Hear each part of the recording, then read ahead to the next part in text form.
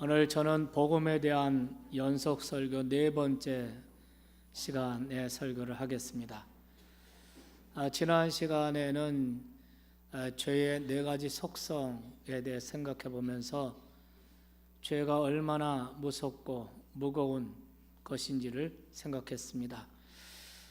지난 두 주간의 설교가 여러분에게 어떻게 들렸을지 모르겠습니다. 제가 하나님의 오염이 얼마나 두려운 것인지, 그리고 인간의 죄가 얼마나 무거운 것인지에 대해서 말씀드렸기 때문입니다. 여러분 가운데 혹시 불편하고 거북하게 느끼신 분도 계실 거라고 생각합니다.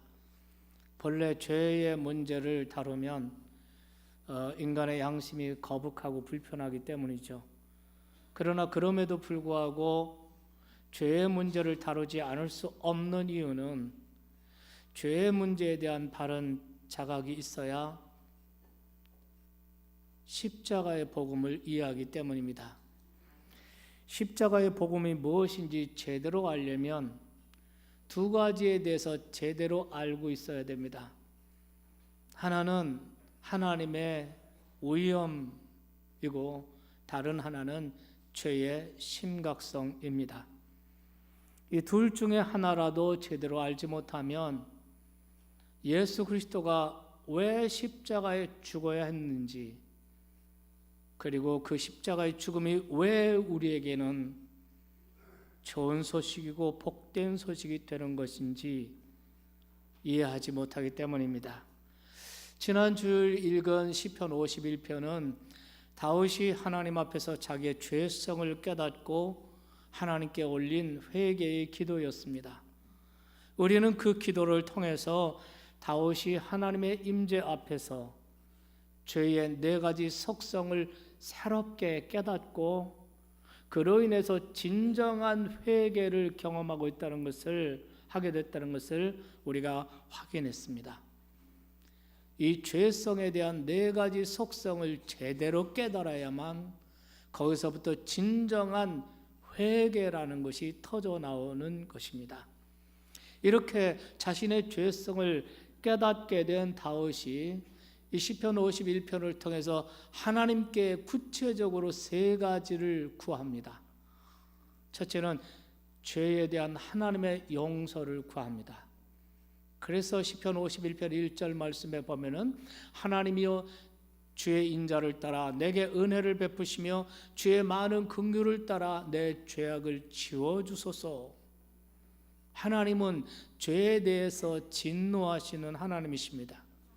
다윗이 자기의 진상을 깨닫고 나자 하나님의 진노가 느껴집니다. 우리가 가장 두려운 것은 하나님의 진노 앞에 서게 되는 것입니다. 그래서 다윗은 먼저 하나님의 자비하심과 은혜와 긍휼을 구하는 모습을 볼 수 있었죠. 둘째는 다윗은 죄로 오염된 자기 영혼을 정결하게 씻어달라고 구합니다. 우슬초로 나를 정결하게 하소서. 내가 정하리다. 나를 씻어주소서. 내가 눈보다 희리다 그랬습니다. 여러분, 죄는 지은 사람의 영혼을 오염시킵니다. 그래서 죄의 행동은 이미 끝났어도 여전히 그 영혼은 죄로 더럽혀져 있는 상태로 놓여 있습니다. 그래서 또 다른 죄를 짓죠. 또 다른 죄를 행하죠. 그래서 다윗은 하나님 앞에서 자신의 죄를 자각하면서 깨닫게 된 것이 내가 태어날 때부터 죄 가운데 태어났구나. 자기가 죄로 오염된 사실을 깨달은 것입니다. 그래서 이 타락한 이 죄성, 이 오염된 내 영혼 씻어주십시오. 우슬초로 씻어주십시오. 맑게 씻어주십시오. 그리고 세 번째, 그는 아예 자기 영혼과 마음을 새 것으로 만들어 달라고 했습니다. 그래서 7절, 10절 말씀에 보면은 이렇게 합니다. 하나님이여 내 속에 정한 마음을 창조하시고 하나님이여 내 안에 정직한 영을 새롭게 하여 주십시오 라고 기도합니다. 결심한다고 되는 것이 아닙니다. 외부로부터의 능력을 힘입지 않고는 이 죄의 문제 해결할 수 없습니다. 그래서 그는 기도합니다. 내 안에 정직한 영을 새롭게 해달라고. 내 안에 정직한 정한 마음을 창조해달라고.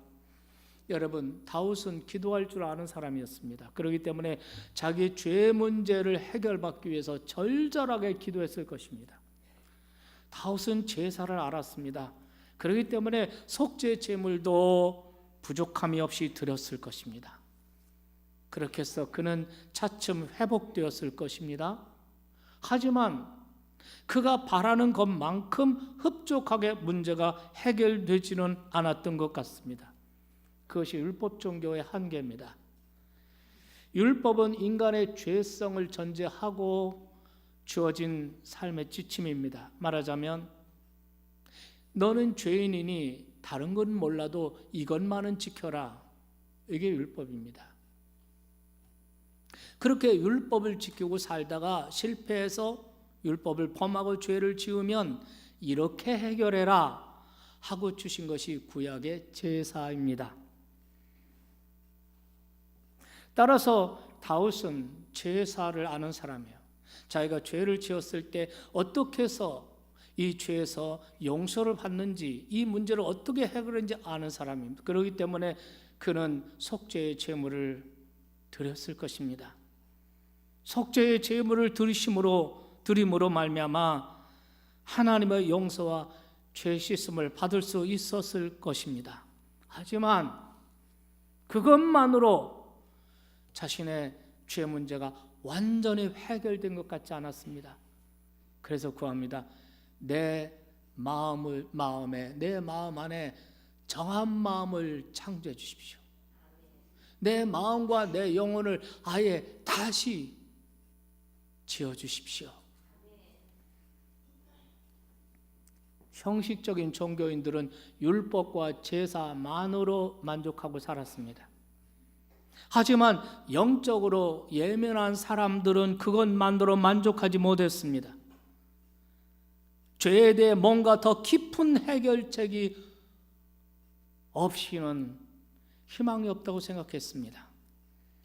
여러분, 신실한 유대인들이 메시아를 기다리던 이유 중에 하나가 여기에 있습니다. 인간의 본성을 꿰뚫어 본 사람들은 메시아가 오셔서 이 죄의 문제를 해결해 주셔야 한다고 믿었습니다. 바로 그것이 메시아로 오신 예수 그리스도께서 십자가에서 행하신 일입니다. 그분이 십자가 위에서 인류의 죄의 문제를 짊어지고 희생의 제물이 되심으로써 죄의 문제를 완전히 해결하셨습니다.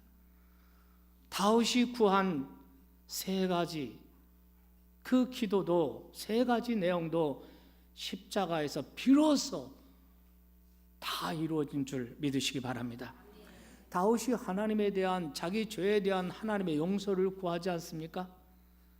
그런데 십자가는 하나님의 용서의 보증입니다. 바울은 로마서 5장 8절에 이렇게 말합니다. 우리가 아직 죄인 되었을 때 그리스도께서 우리를 위하여 죽으심으로 하나님께서 우리에 대한 자기의 사랑을 확정하셨느니라. 9절 말씀해 보시면, 그러면 이제 우리가 그의 피로 말미암아 의롭다함을 받았으니 더욱 그로 말미암아 진노하심에서 구원을 받을 것이라. 예수 그리스도의 피로 말미암아 하나님 앞에 의롭다함을 받았고 하나님의 진노에서 우리가 구원받게 됐다는 거죠.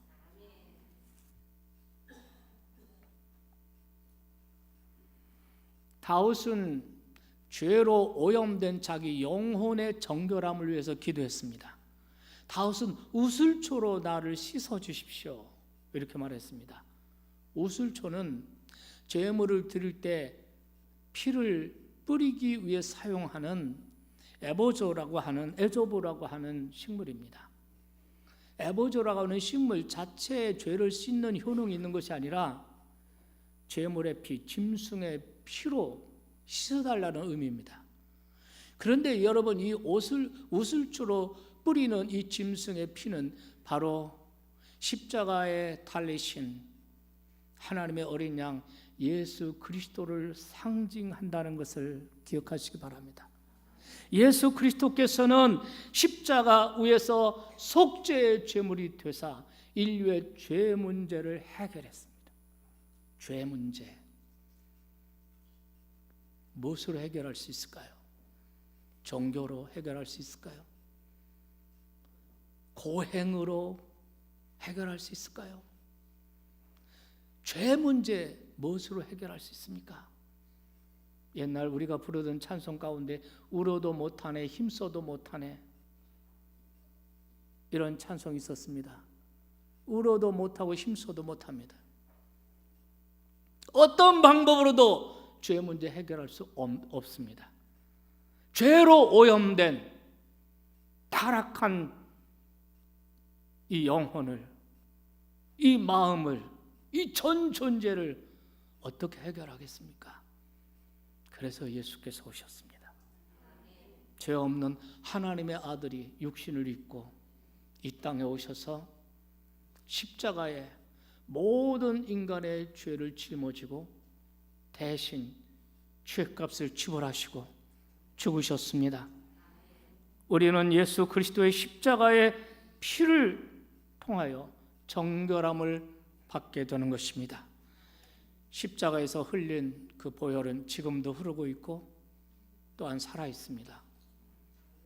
여러분이 만일 십자가에서 드러난 하나님의 사랑을 받아들이고 십자가의 예수 그리스도를 구주로 믿고 받아들인다면 십자가의 은혜가 오늘 나에게 적용이 되고 십자가의 능력이 오늘 나에게 임하는 줄 믿습니다. 그래서 내 영혼을 씻어주세요. 내 심령과 내 영혼을 깨끗하고 정결하게 씻어줍니다. 그래서 히브리서 기자가 히브리서 9장 12절 14절 말씀에 이렇게 말합니다. 한번 같이 읽어보겠습니다.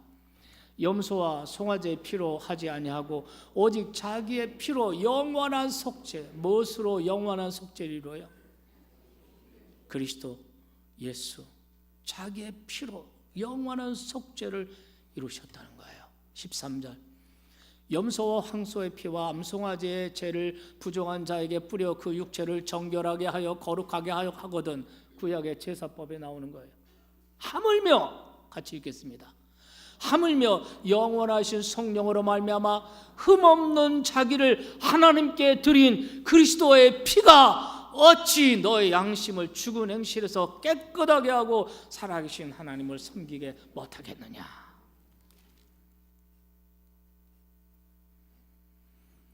다윗은 아예 죄의 용서와 씻음으로 끝나는 것이 아니라 아예 자신의 영과 마음을 새롭게 지어달라고 기도합니다. 그런데 그것은 바람일 뿐 율법 종교로서는 결코 거듭날 수가 없어요.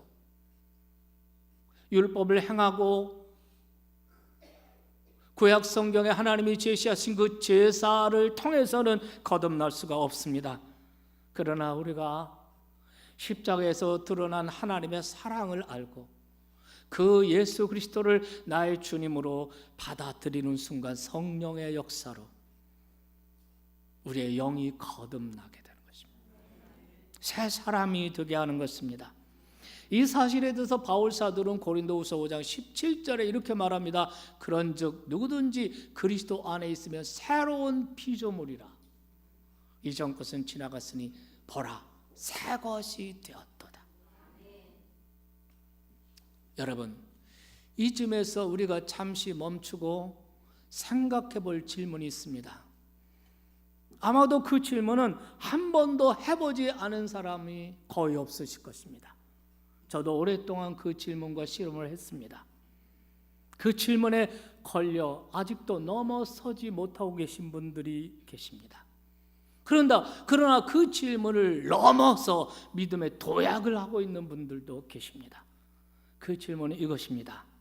2000년 전, 옛날 2000년 전에 저 유대 땅에서 십자가에 달려 죽은 한 유대 청년의 죽음이 왜 모든 인류의 죄에 대한 속죄이며 그것이 어떻게 나의 구원에 대한, 나의 죄에 대한 해결책이 될 수 있는가 하는 것입니다.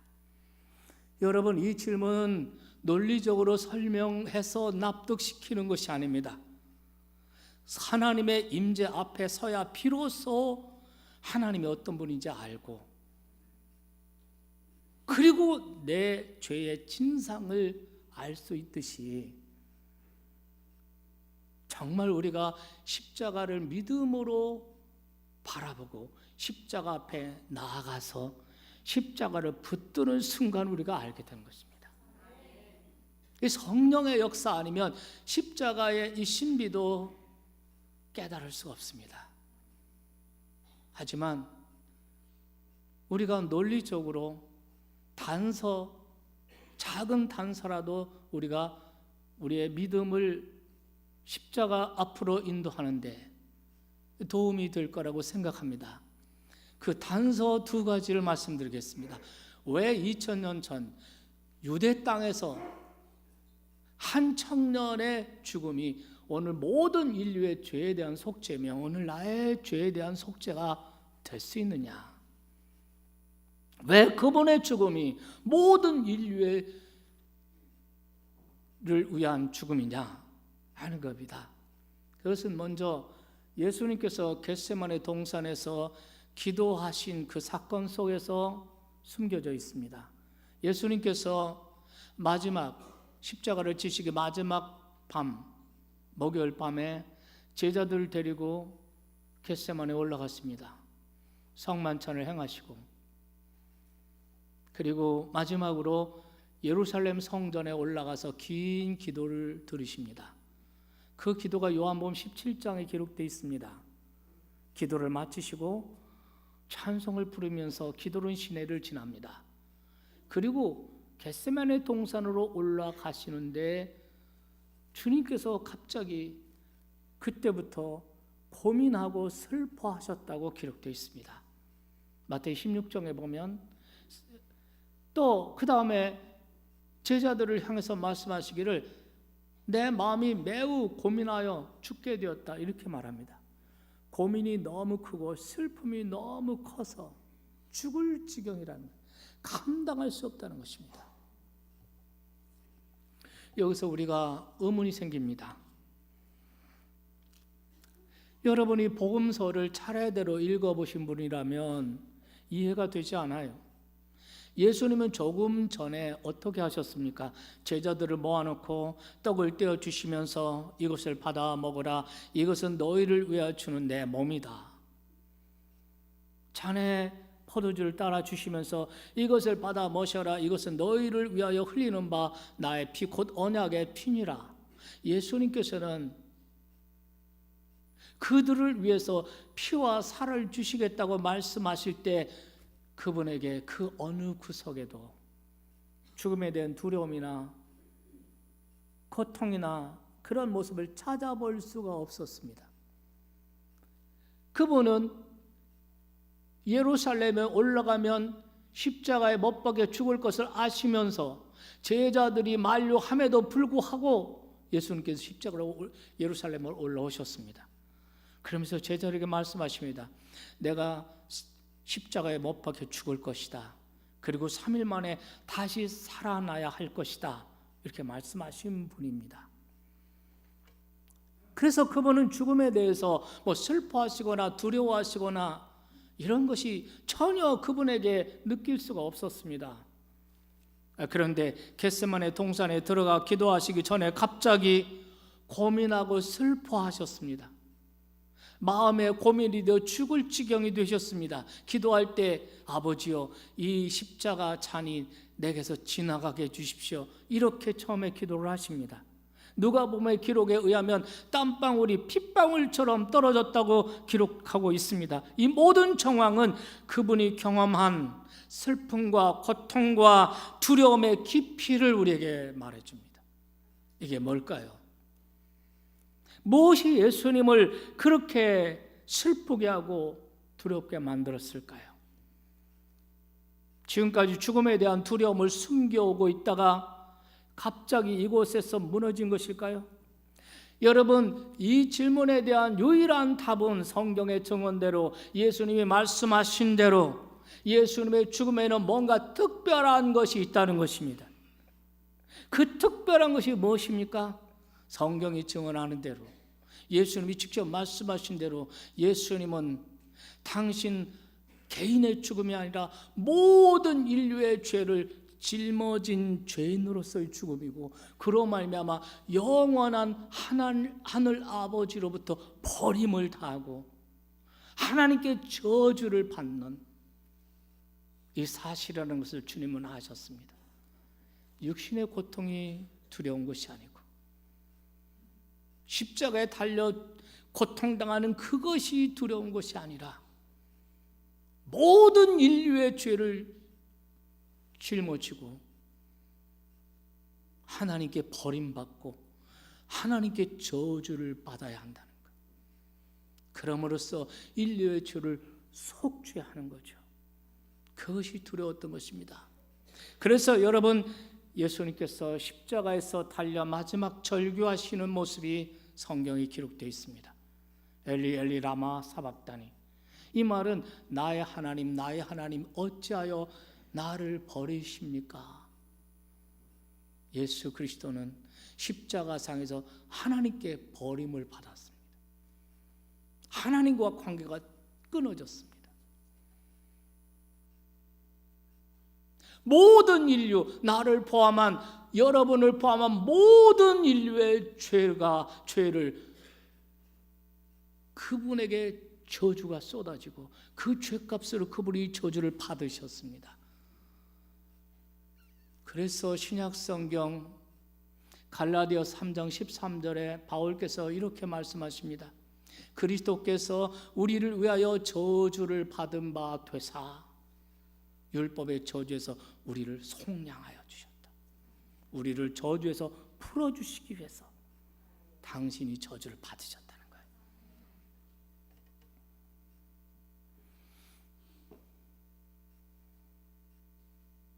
그래서 이런 것을 생각할 때 예수님의 그 죽음, 절규, 겟세마네 동산에 나타날 때 이런 모든 상황들, 이것이 그분의 죽음이 개인의 죽음이 아니라 하나님의 아들의 죽음이라는 것, 그분의 개인의 죽음이 아니라 모든 인류의 죄를 담당하시고 짊어지시고 죽은 죽음이라는 단서라고 할 수 있습니다. 또 하나의 결정적인 단서가 있습니다. 그는 그렇게 십자가에 죽으셨던 그분이 3일 만에 죽은 자 가운데서 사망의 권세를 이기고 다시 살아나시고 부활하셨다는 거예요. 부활의 사실 자체를 믿지 않는 사람에게는 이것이 별로 의미가 없을 겁니다. 그러나 역사가 토인비 교수가 말한 것처럼 인류 역사상 예수 그리스도의 부활만큼 가장 잘 입증할 수 있고 증거들이 있는 사건은 없다. 우리가 합리적으로 생각한다면, 무식하지 않고 합리적으로 생각한다면, 합리적인 사람이라면 예수 그리스도의 부활 사건을 인정할 수밖에 없어요. 예수 그리스도의 부활이 역사적 사실이고 그 사실을 인정한다면 그분의 죽음은 보통 죽음이 아니에요. 그분의 십자가가 전혀 다른 의미와 무게로 나에게 다가오게 되는 줄 믿습니다.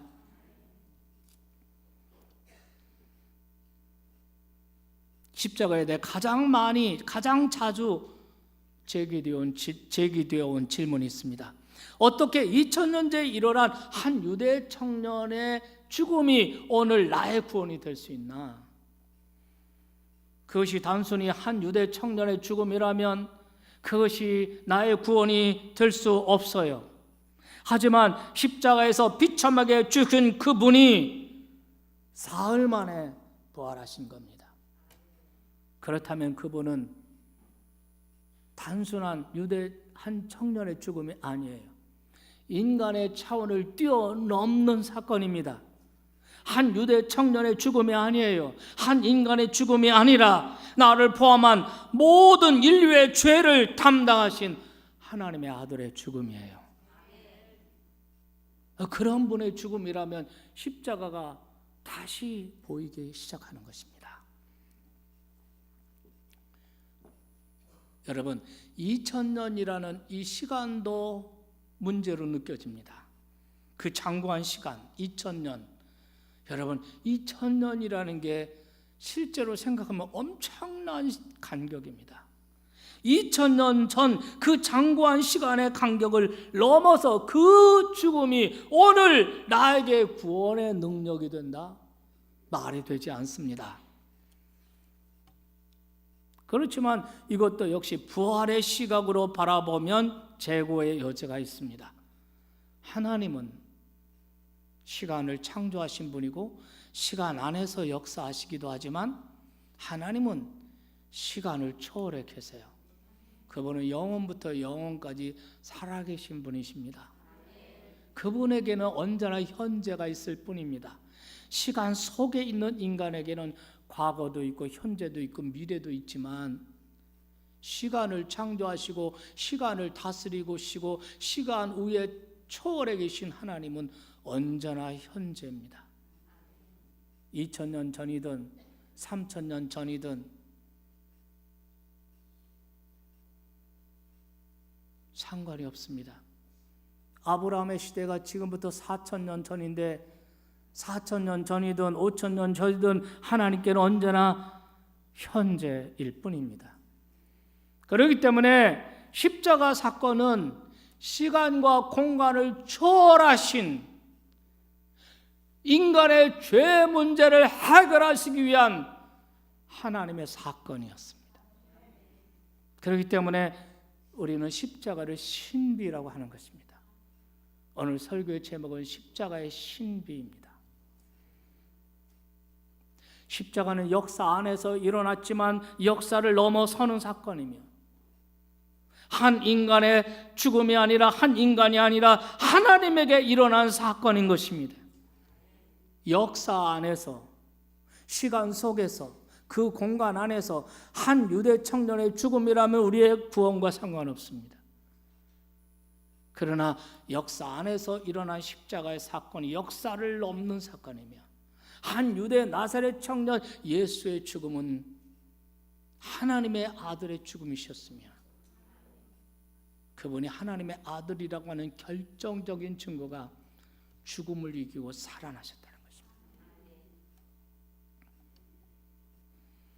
그렇기 때문에 여러분, 십자가는 신비며 십자가는 그를 믿는 모든 자를 구원하는 하나님의 능력이며 십자가는 우리의 죄, 이 죄 문제, 울어도 안 되고 힘써도 안 되는 이 죄 문제, 결심해도 안 되는 죄 문제, 교훈을 받고 교양을 쌓아도 안 되고 고행을 해도 안 되고 종교를 가지고 율법으로 안 되는 이 죄 문제를 해결하시기 위한 하나님의 사건이 십자가였다는 것입니다.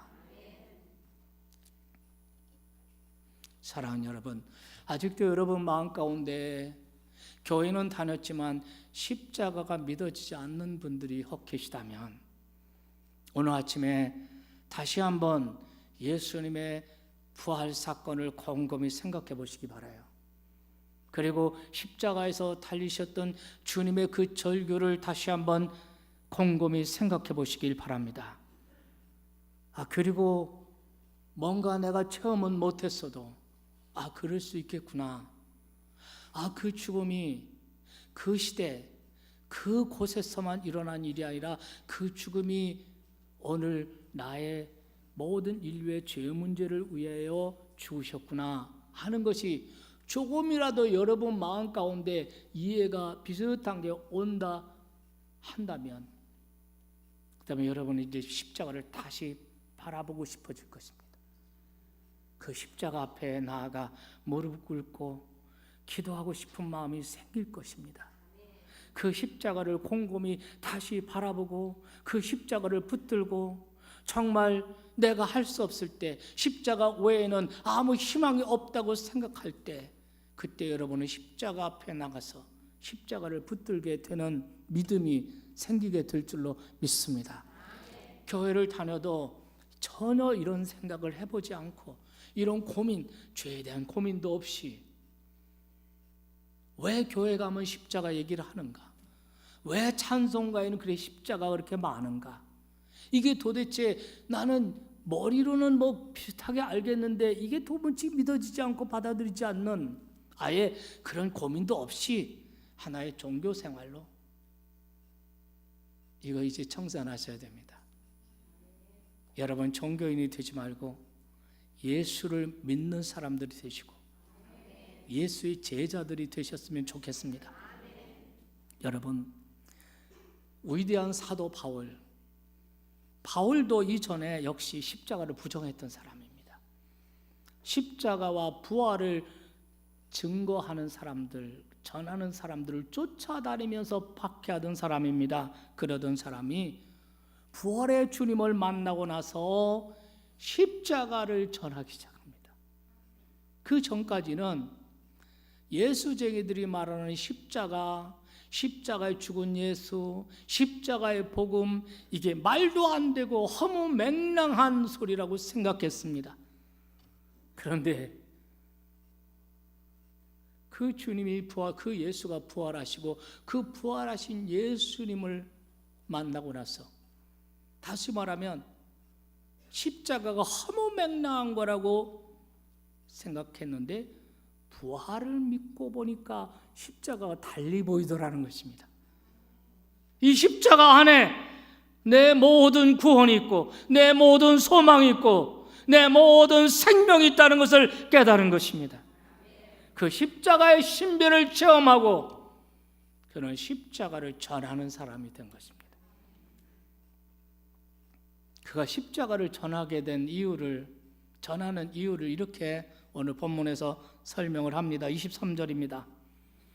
우리는 십자가에 못 박히신 그리스도를 전하니 유대인에게는 꺼리끼는 것이요 이방에게는 미련한 것이로되 오직 부르심을 받은 자들에게는 유대인이나 헬라인이나 그리스도는 하나님의 능력이요 하나님의 지혜니라. 인류 구원을 위한 죄의 문제를 해결하기 위한 하나님의 능력이요 하나님의 지혜가 십자가에 못 박히신 예수 그리스도라. 여러분 중에는 이미 십자가의 신비와 은혜를 체험하고 계신 분들이 계십니다. 여러분이 십자가를 바라보고 십자가를 통해 두려워하지 말아라, 내가 내 죄를 사했다, 내가 너를 사랑한다, 하나님의 음성을 듣고 확신을 갖고 사는 사람들이 계실 것입니다. 십자가에서 흘러내리는 보혈로서 여러분의 마음과 영혼이 씻음받고 죄를 씻음받은 확신을 가지고 계실 것입니다. 무덤 속에 죽어있던 내가, 죄와 부끄러움으로 둘러싸여 있던 내가 십자가에 달리신 주, 무덤에서 살아나오신 예수 그리스도, 그분으로 인하여 내가 다시 살았습니다. 이런 고백과 간증을 가지고 신앙생활 하시는 분들 많이 계십니다. 그런 분들은 부디 십자가의 은혜가 여러분 안에 늘 살아있기를 바라요. 이 십자가의 은혜를 잊어버리지 않기를 바라요. 이 십자가의 능력을 힘입고 죄와 싸워서 승리하고 세상과 싸워 승리하고 고난과 역경을 돌파하는 믿음의 사람들이 되시기를 바랍니다. 하지만 안타깝게도 아직까지 교회는 다녔지만 이 십자가의 신비와 능력을 체험하지 못한 분들이 계십니다. 그런 분들은 부디 십자가를 체험으로 증언하는 말을, 그런 사람들의 간증을 귀담아 들어보시기 바랍니다.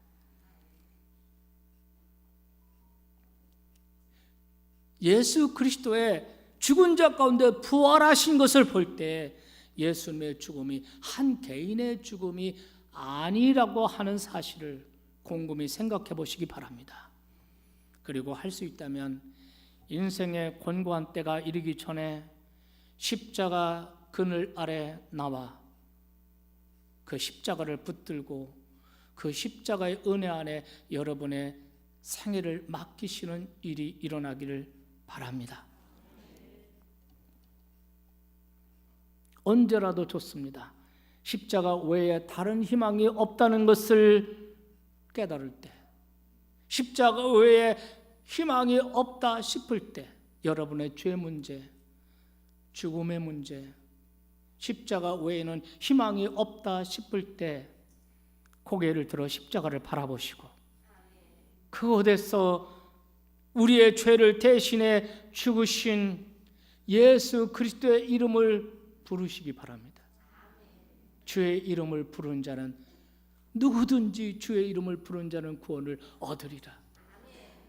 그 십자가 앞에 나와서 주님의 이름을 부를 때, 그럴 때 비로소 여러분도 십자가의 복음 앞에서